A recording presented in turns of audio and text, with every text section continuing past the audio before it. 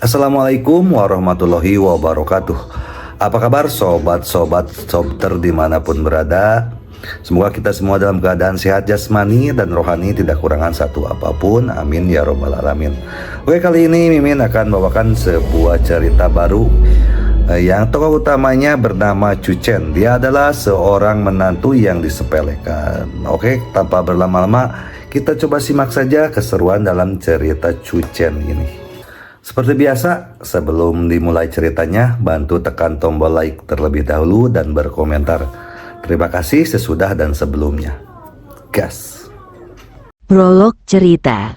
Cucen, tuan muda dari keluarga nomor 1 di Tiongkok dan pewaris nomor 1 di dunia, secara tidak sengaja menyegel 2 jiwa dan 5 jiwanya dalam perjalanan menuruni gunung setelah menyelesaikan studinya, dan menjadi menantu laki-laki bodoh selama 5 tahun. Editor Audio Sobter Channel, Bab 1. Namaku Cucen. Cucen, apakah kamu ingat apa yang aku katakan padamu? Song Yan memandang pria di depannya, dan sedikit kepahitan muncul di wajah cantiknya. Pria berpenampilan lembut dan tampan ini, Cucen, suaminya, telah menikah dengan keluarga Song selama 5 tahun. Sayang sekali dia bodoh. Ingat, jangan bicara omong kosong. Cucen menyeringai dan tanpa sadar menggaruk kepalanya, seolah dia takut orang lain tidak akan tahu bahwa dia bodoh. Song Yan tidak punya pilihan selain berkata, "Masuk ke mobil."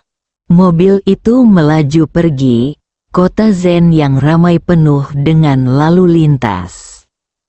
Huangting Hotel, sebuah hotel bermerek di bawah grup Huangting, terletak di sebelah jalan komersial paling makmur di Canceng. Hotel Huangting sangat ramai malam ini. Wanita ketiga dari keluarga Song, yang biasanya tidak menonjolkan diri, sebenarnya mengadakan pesta ulang tahun ke-23 dan mengundang selebriti dari semua lapisan masyarakat di kota Chan. Saya merasa sesuatu yang besar akan terjadi di istana kekaisaran malam ini. Wanita ketiga dari keluarga Song baru berusia 23 tahun. Kudengar dia menikah beberapa tahun yang lalu. Keluarga Song menyewa menantu untuknya. Terlebih lagi, dia bodoh. Ada rumor yang beredar bahwa segala sesuatunya tidak berjalan baik bagi keluarga Song dalam beberapa tahun terakhir. Jadi mereka mengundang para ahli untuk memberikan bimbingan dan akhirnya mempekerjakan seorang menantu. Dalam perjalanan ke Royal Court Hotel, suasana hening di dalam mobil. 5 tahun, saat Song Yan mengemudikan mobil, matanya berkedip-kedip, dan dia melirik Cucen melalui kaca spion. Seperti biasa, Cucen duduk tak bergerak di dalam mobil, mengangkat sudut mulutnya dan menunjukkan senyuman konyol dari waktu ke waktu. Song Yan mengerutkan kening. Ulang tahunku yang ke-23 juga merupakan ulang tahun ke-5 pernikahanku dengan Cucen. Kecelakaan mobil 5 tahun lalu menyebabkan Song Yan menjalani kehidupan konyol selama 5 tahun. Malam ini adalah waktu untuk mengakhiri semuanya. Song Yan tiba-tiba menyadari bahwa hatinya tidak seperti yang diharapkannya. Terutama ketika dia melihat Cucen duduk di kursi belakang terkikik melalui kaca spion mobil. Senyumnya murni.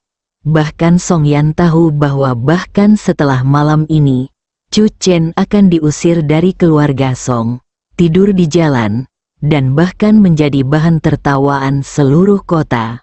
Wajahnya akan tetap memiliki senyuman ini. Mobil di depan tiba-tiba berhenti tiba-tiba, dan Song Yan juga menginjak rem dan sadar. Cucen, Bisakah kamu memahamiku? Song Yan berkata pada dirinya sendiri. Setelah malam ini, aku akan memberimu sejumlah uang. Kamu harus menyembunyikannya dengan baik. Setelah meninggalkan Canceng, kita akan menjadi suami istri selama ini 5 tahun. Nama. Mobil melaju perlahan di jalan. Semakin dekat ke Royal Court Hotel, Song Yan semakin merasa panik. Melihat ke belakang, Chu Chen tertidur sambil bersandar di jendela. Song Yan mencoba yang terbaik untuk menenangkan diri. Mobil perlahan berhenti di depan hotel, dan penjaga keamanan hotel berjalan dan membuka pintu. Chu Chen. Song Yan berbalik dan berteriak beberapa kali. Melihat Chu Chen tidak menunjukkan tanda-tanda bangun, dia tidak bisa menahan senyum pahit. Dia membuka jendela mobil, mematikan mobil dan keluar dari mobil, dan berkata kepada keamanan hotel, biarkan dia pergi dulu.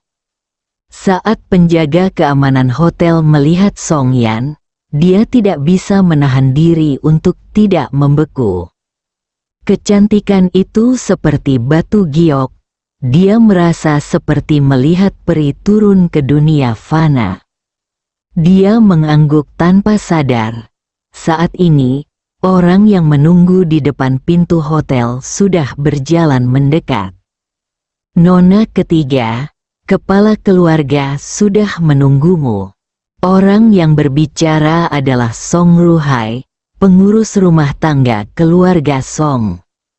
Song Yan mengangguk, tanpa sadar melirik ke arah Chu Chen yang sedang tidur di dalam mobil, lalu mengikuti Song Ruhai ke hotel. Pemandangan ini menarik perhatian banyak orang, dan mata mereka berbinar satu demi satu. Mereka semua tahu identitas Song Ruhai. Apakah orang yang baru saja tiba adalah wanita ketiga dari keluarga Song? Indah sekali. Saat aku melihatnya, kupikir jantungku akan berhenti berdetak. Jadi, orang yang masih tidur di dalam mobil adalah suami legendaris dari nyonya ketiga keluarga Song, menantu bodoh dari keluarga Song.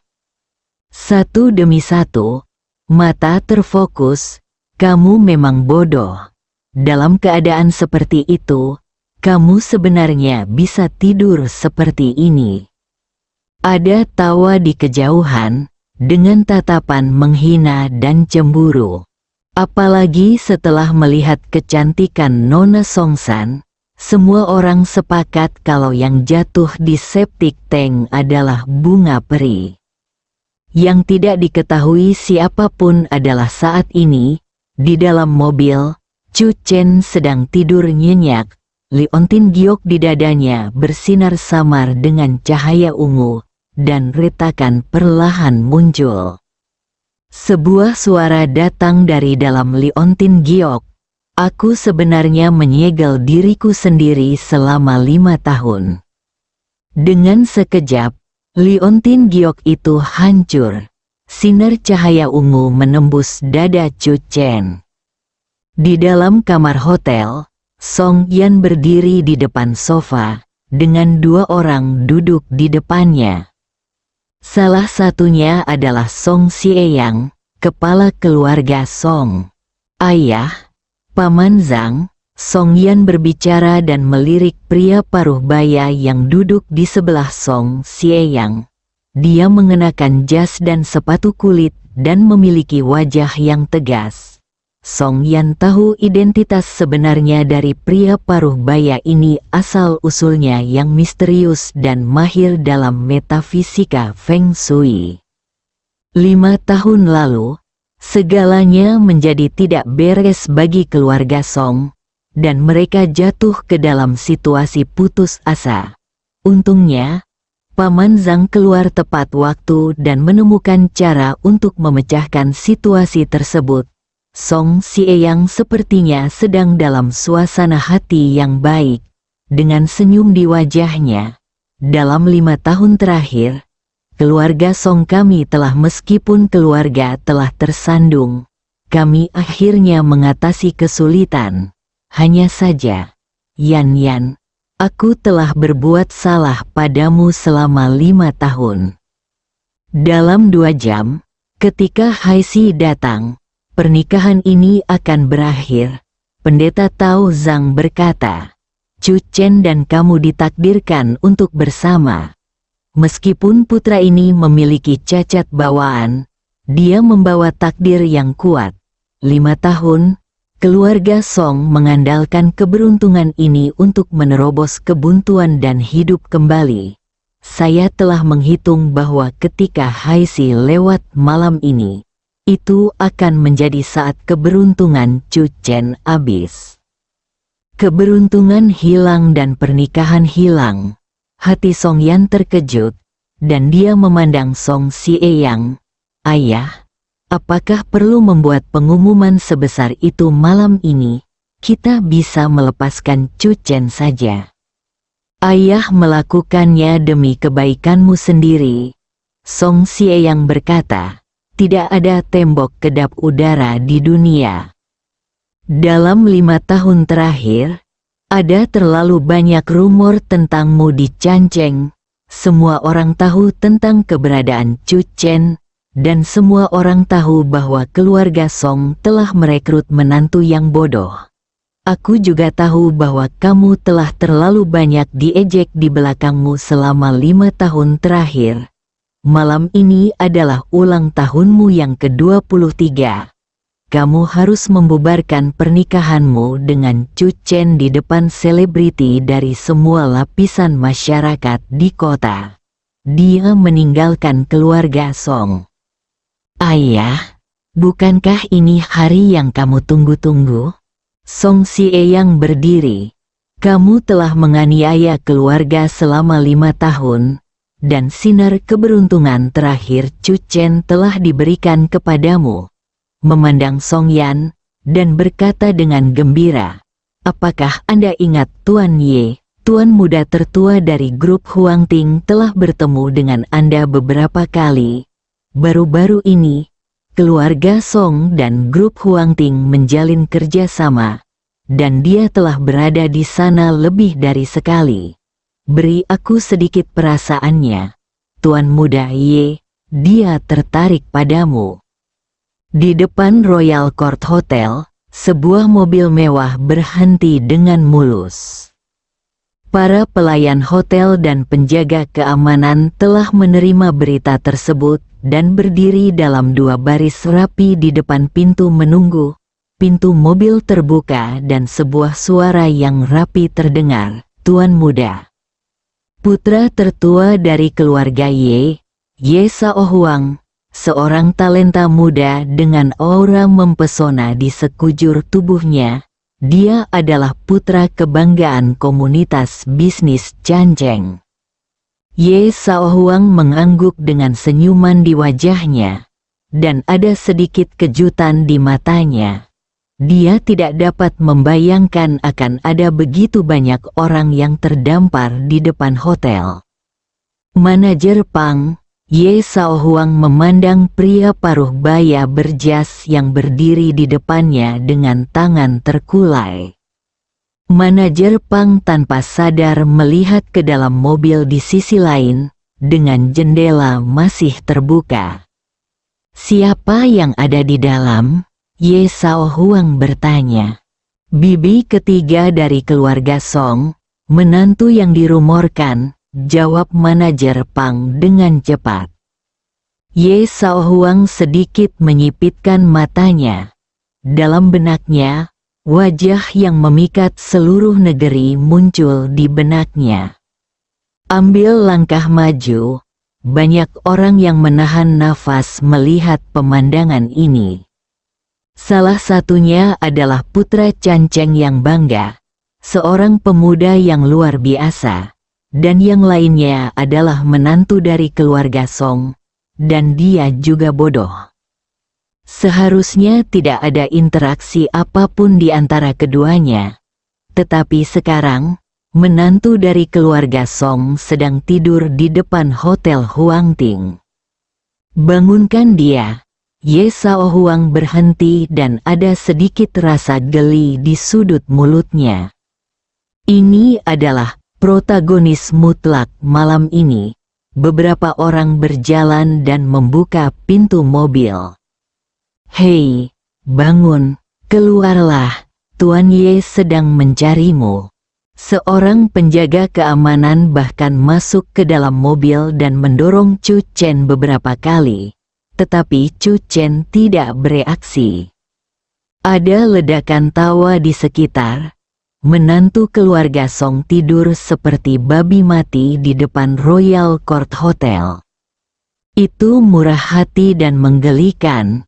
Penjaga keamanan keluar dari mobil dan memandang Ye Sao Huang dengan wajah tak berdaya. Ekspresi Ye Sao Huang berpaling dari godaan itu dan berbalik. Dia bahkan berpikir untuk mengucapkan beberapa patah kata kepada orang bodoh. Ini benar-benar kehilangan identitas. Namun, saat Ye Sao Huang berbalik dan pergi, sebuah suara tiba-tiba datang dari belakang. Namaku Chu Chen. Di sisi pintu mobil, wajah Chu Chen menunjukkan senyuman tidak berbahaya. Tuan muda ini, apakah Anda ada hubungannya dengan saya? Bab 2 Beiji Asui. Ye Sao Huang berbalik, dan mata semua orang di pintu hotel tertuju pada Chu Chen. Raut wajahnya aneh. Ye Sao Huang sudah berencana untuk pergi, tetapi Chu Chen tiba-tiba terbangun dan berinisiatif untuk menyambut Ye Sao Huang. Di mata semua orang, tindakan Chu Chen hanya mempermalukan dirinya sendiri. Chu Chen, menantu yang tidak diketahui asal-usulnya, sama tidak berartinya dengan semut di mata Ye Sao Huang. Kamu adalah Chu Chen. Ye Sao Huang berjalan perlahan, menatap Chu Chen dengan saksama, dan setelah beberapa saat, dengan senyuman di wajahnya, dia berkata, "Aku sudah lama mengagumi namamu." Begitu dia selesai berbicara, ledakan tawa tidak bisa membantu tetapi meledak dari sekeliling. Reputasi menantu yang bodoh memang menggema. Chu Chen juga memiliki senyuman di wajahnya. Di mata semua orang, ini adalah tawa khas, terutama di bawah aura mempesona Ye Sao Huang, yang membuatnya tampak lebih rendah hati. Ye Sao Huang mendatangi Chu Chen. Selangkah lagi, Ye Sao Huang mengulurkan tangan dan dengan lembut meluruskan kerah keriput Chu Chen. Pada saat yang sama, dia tersenyum ringan dan merendahkan suaranya. Saya mendengar Tuan Song berkata, sejak Anda bergabung dengan keluarga Song, kamu bahkan belum mengucapkan satu kalimat pun secara lengkap. Kalimat tadi dianggap sebagai penampilan terbaikmu. Ye Sao Huang berkata pada dirinya sendiri, sama sekali tidak memperhatikan ekspresi Chu Chen. Katakan saja beberapa kata lagi yang tidak dapat kamu mengerti. Statusmu sebagai menantu keluarga Song sudah berakhir malam ini. Nyonya ketiga dari keluarga Song akan menjadi wanitaku, dan aku tidak ada orang yang menjadi sasaran Ye Sao Huang yang bisa melarikan diri, mengerti?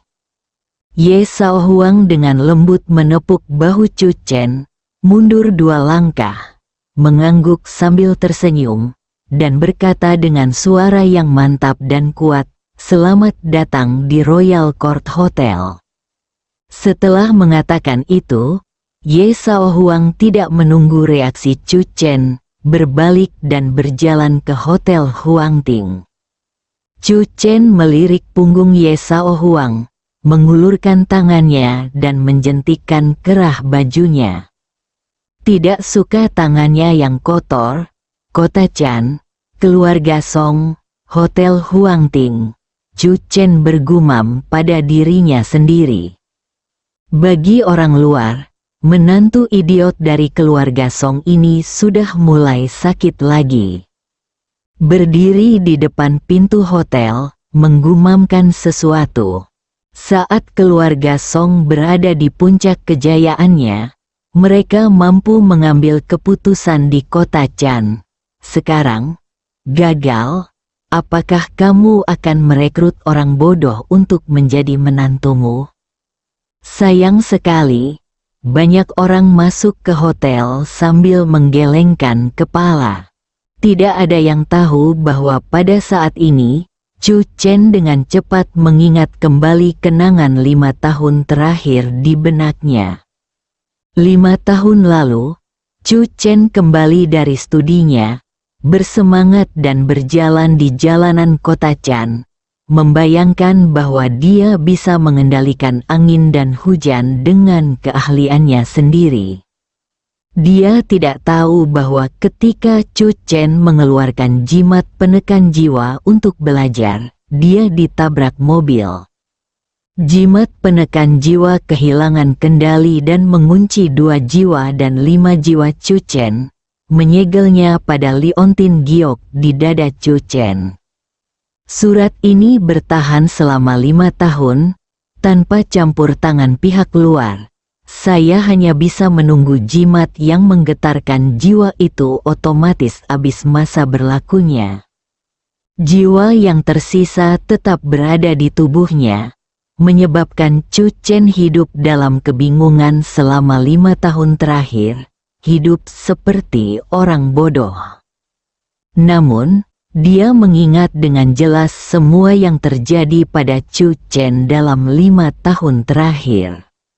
Tidak bisa dijelaskan kalau dia punya istri tambahan. Chu Chen berkata pada dirinya sendiri dan kembali sadar. Namun, sepertinya dia berniat menceraikan suaminya malam ini. Chu Chen menggelengkan kepalanya dan masuk ke hotel. Selama 5 tahun, dia diejek sebagai orang bodoh setiap hari. Malam ini, dia akan menjadi orang bodoh yang ditinggalkan dan menjadi bahan tertawaan seluruh kota. Hanya saja akhir cerita ini mungkin bukan yang kamu inginkan. Ruang perjamuan di lantai pertama Royal Court Hotel. Chu Chen masuk dengan tenang dan tidak menarik perhatian siapapun. Menemukan tempat yang lebih tenang untuk duduk, Chu Chen masih mencerna kenangan 5 tahun terakhir. Wajah terkenal dunia itu menjadi semakin jelas dan tak terhapuskan di benak Chu Chen. Mungkin dia satu-satunya orang yang tidak mengejekku selama 5 tahun terakhir. Mata Chu Chen tanpa sadar menampakkan cahaya lembut. Istrinya, nona muda ketiga dari keluarga Song, Song Yan. Selebriti dari semua lapisan masyarakat berkumpul di ruang perjamuan. Pesta ulang tahun ibu ketiga dari keluarga Song diadakan dengan megah. Orang-orang dari semua lapisan masyarakat memanfaatkan kesempatan ini untuk berkomunikasi, dan tidak ada yang memperhatikan Chu Chen di sudut. Di dalam ruangan, seseorang mendorong pintu hingga terbuka dan masuk. Saya mendengar bahwa Chu Chen sedang tidur di dalam mobil. Setelah Tuan Muda Ye membangunkannya, dia menghilang. Song Ruhai awalnya ingin turun dan menjemput Chu Chen. Bagaimanapun, Chu Chen juga merupakan protagonis di malam ini perjamuan. Dia hilang. Song Sieyang mengerutkan kening, dengan ekspresi cemberut di wajahnya. Kirim beberapa orang keluar dan temukan dia dalam waktu 1 jam. Ayah, jangan khawatir. Dengan IQ Chu Chen, seberapa jauh dia bisa berlari, di sampingnya, seorang pemuda mencibir, putra bungsu Song Sieyang, Song Qiyu. Semua orang di keluarga Song tahu bahwa pernikahan antara Song Yan dan Chu Chen hanyalah cara yang direncanakan oleh Tao Zhang untuk membantu keluarga Song memecahkan situasi tersebut. Dalam 5 tahun terakhir, Song Yan dan Chu Chen hanya dikenal sebagai suami dan istri. Song Qiu tentu saja kurang memperhatikan Chu Chen. Mata Song Xie yang tertuju pada Song Yan. Yan, aku tahu apa yang kamu pikirkan. Tapi malam ini adalah tentang reputasimu. Yang lebih kamu ketahui adalah untuk Chu Chen. Kami beritahu dia secara pribadi. Ayo pergi dan ikuti dia di bawah tatapan dari banyak orang. Tidak akan ada perbedaan dalam mengeluarkannya dari keluarga Song. Bahkan jika dia menjadi bahan tertawaan di mata semua orang, akankah dia menyadari bahwa dialah yang menjadi bahan tertawaan? Kakak ketiga, kamu baik sekali. Song Qiu berkata, jika keluarga Song kita tidak menyelamatkannya 5 tahun lalu, orang bodoh ini tidak akan hidup hari ini. Song Yan berdiri. Aku akan keluar dan mencarinya juga. Aku akan pergi bersamamu. Song Qiu mendengus dingin. Tidur di pintu masuk istana kekaisaran bahkan membuat Tuan Muda Ye khawatir. Saya pikir keberuntungannya telah habis. Aula perjamuan. Chu Chen duduk diam dengan segelas anggur merah di tangannya. Pencahayaannya sedikit redup. Keluar dari ingatannya, Chu Chen meregangkan pinggangnya, mengangkat kepalanya, dan terkejut, posisi duduknya terlalu jauh.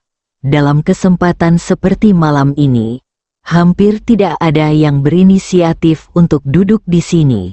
Tapi sekarang, saya tidak tahu kapan ada orang lain di samping saya.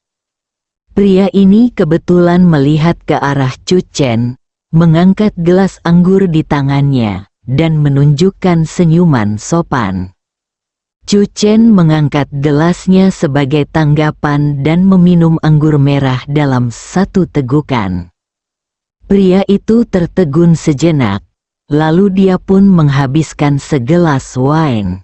Tidak ada komunikasi verbal antara keduanya. Mata pemuda itu dengan jelas menunjukkan kesedihan. Dia mengisi gelas anggurnya dengan anggur merah lagi, meliriknya, lalu tiba-tiba mengangkat kepalanya dan menatap Chu Chen. Kerajaan atau keindahan, mana yang akan kamu pilih? Chu Chen tercengang. Pada saat ini, seorang pelayan datang dan menuangkan segelas anggur untuk Chu Chen. Setelah pelayan pergi, Chu Chen dengan lembut mengambil gelas anggur di tangannya. Kali ini, dia menanggapi pihak lain dan berkata pada saat yang sama, saya akan memilih untuk bangun dan memegang kekuatan dunia, atau berbaring mabuk di pangkuan seorang wanita cantik. Sebuah cahaya terang tiba-tiba muncul di mata pemuda itu, dan kemudian dengan cepat menghilang. Bisakah kamu mendapatkan keduanya? Chu Chen tidak menjawab lagi. Dia berdiri dan berbicara tentang keindahan negara dengan orang asing tanpa alasan. Chu Chen merasa bahwa dia akan dianggap bodoh. Chu Chen baru saja mengambil beberapa langkah ketika suara tajam terdengar dari satu sisi. Jadi orang bodoh ini bersembunyi di sini. Sebelum Chu Chen bisa berhenti, beberapa sosok sudah melangkah maju, menghalangi jalan Chu Chen. Kakak ipar, apakah kamu tidak mendengarku memanggilmu? Pemuda berjas putih berdiri di depan Chu Chen dengan senyuman di wajahnya. Izinkan saya memperkenalkan Anda kepada semua orang. Ini Chu Chen, menantu dari keluarga Song kami. Saya ingin Anda semua pernah mendengar namanya. Chu Chen memandang orang di depannya. Song Qingpeng, sepupu Song Yan. Dalam 5 tahun terakhir, tidak ada seorang pun di keluarga Song yang memperhatikan menantunya yang idiot. Dalam ingatan Chu Chen, Song Qingpeng bahkan senang menggodanya. Beberapa orang di sekitar Song Qingpeng tertawa. Tentu saja aku pernah mendengarnya.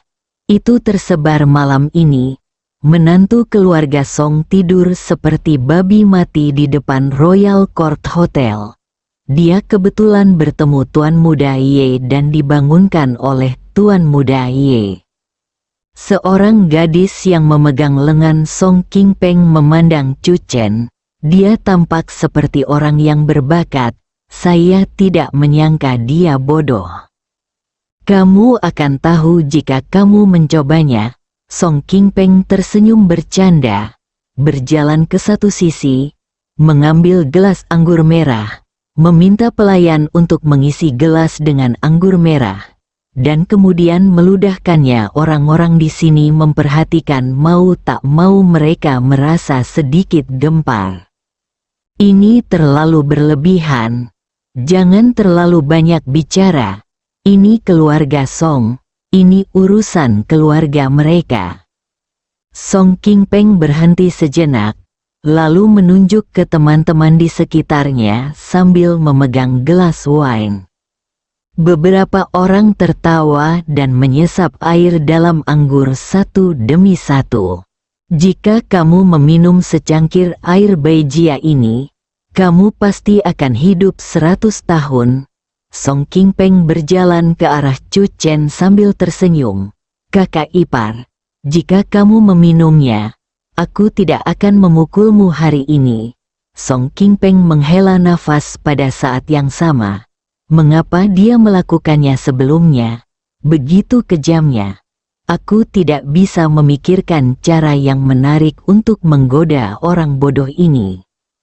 Di bawah tatapan semua orang, Chu Chen mengambil gelas anggur dan memandang Song Qingpeng dengan ekspresi bingung. Beri aku minum. Song Qingpeng tertawa dan bertanya dengan bercanda, mengapa kamu tidak memberiku minuman? Chu Chen mengangguk. Oh, ambil langkah maju. Chu Chen tiba-tiba mengulurkan tangan dan mencubit mulut Song Qingpeng dengan satu tangan, dan menuangkan secangkir air Beijia langsung ke mulut Song Qingpeng dengan tangan lainnya. Gerakannya cepat dan tiba-tiba, sekaligus. Sebelum ada yang sempat bereaksi, Song Qingpeng sudah menelan segelas penuh air Beijia. Bersambung, berinteraksi dengan tekan like dan berkomentar membuat Mimin tambah semangat. Terima kasih.